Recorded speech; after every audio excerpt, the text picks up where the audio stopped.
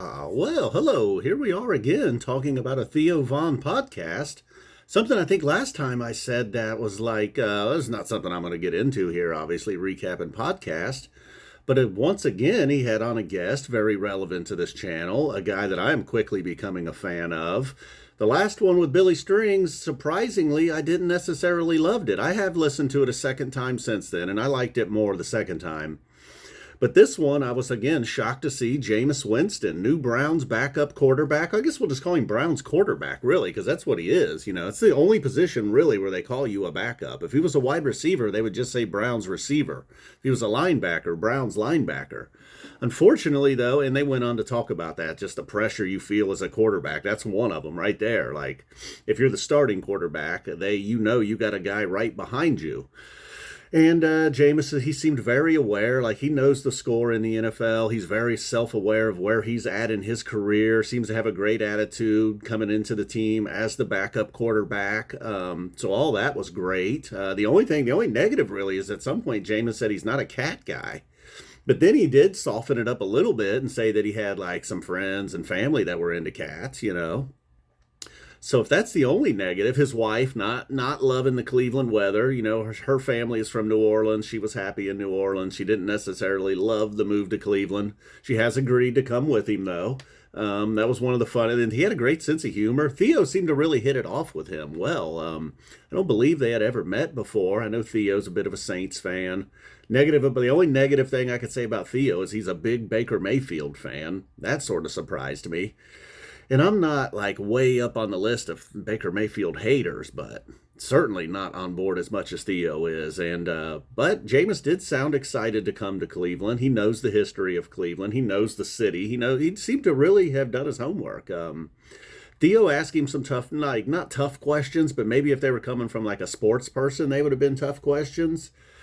Sort of like, how do you know? Like, was it a surprise that you were leaving New Orleans? Did you know you were leaving New Orleans? And then one thing Jameis really got most, he seemed like a very strong, comes from a strong family. He seems to be a strong family man himself. And he seemed to be really passionate about being a dad. And when like Theo asked him a question in a very Theo way that maybe could have went the wrong way. But Theo is coming from a similar background, a similar part of the country. He asked Jameis if he was made fun of for having a dad growing up. And Jameis, wasn't offended by that at all. And he said, in fact, I was made more fun of for like getting good grades and doing well in school. And he said it was a bit, he's like, but he was aware of like, I know where that question's coming from. Like it's out there. Like, am I successful because I grew up with a father where so many people in our community did not? And then he was just like, look at LeBron James. He kind of infamously grew up with no father. And then his mother was, maybe immature, I guess I'll say. The nicest thing I could say about LeBron's mother. So he used that as an example. And then later on, they went on to talk about just being a dad and dads in general. And you could tell he was just really passionate about it, and seemed to be really psyched.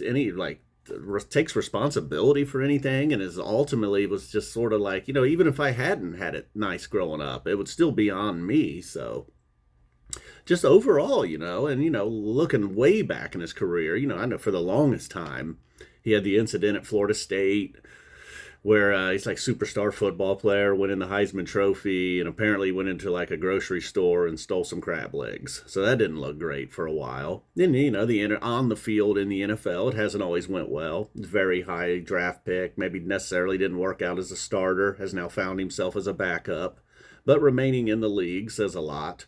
I think his attitude certainly. I mean, talk about a world difference in the attitudes between he and Baker. I don't know. They talked about self-esteem a little bit. He seems to have a lot of that. Talked about Drew Brees. Just kind of roll through some of the things they talked about. Like I said, the pressure as a quarterback. Oh, the Caleb Williams came up, and then that kind of came back around on just like, yeah, man, it's just part of the territory being a star quarterback. A little bit more on his wife, not necessarily loving the weather. Theo got in a good joke about a lifeguard. If you see it, if you end up watching or listening to this, I'm sure you will laugh at that. They showed some monkey, like this crazy situation at the very end. Kind of came out of nowhere. It's a fairly quick podcast, just a little over an hour.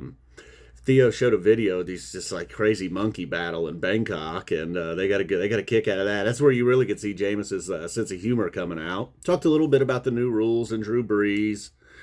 Let's see, yeah, the scrutiny on young quarterbacks like himself, and now this Caleb Williams. More dad talk. Very passionate about the dad talk. He was. I wrote that down. He's founded a church in Cleveland already. His wife, like I said, a little reluctant. More on Drew Brees. Guess he came up a couple times. Theo being a big Drew Brees guy. Yeah, so that was about it. And overall, I would think I did enjoy this one much more. Also, he was a Tom and Jerry fan. Maybe that's how he softened the blow on not being a cat and mouse, not being a cat guy. I don't know. I don't know how that would have led to that, though. Anyways, overall, really good, I thought. Much better. I actually enjoyed it more than I did the Billy Strings one, shockingly. And I was happy with him coming to Cleveland being the backup. I don't know how other Browns fans feel, but, I mean, come on. The Joe Flacco thing just wasn't realistic. Jameis, probably a much better option. I know he's had some issues with interceptions in his career. And if all goes well, he will not even need to play because Deshaun Watson will be healthy and playing well. I don't think Deshaun specifically came up, but definitely his decision to come to Cleveland and his overall attitude towards how he's approaching the season. Said he'll be moved. He hasn't bought a house yet. Maybe watch it on the house. You get to this point in your NFL career, maybe don't buy a house. Maybe keep that house in New Orleans for when it's all over. All right, guys. Boom. Well, we are out of here. Overall, I would give it 2 thumbs up. I think last time I might have given the Billy episode 1 thumbs up. All right, guys. Boom. We're out of here. Go Browns.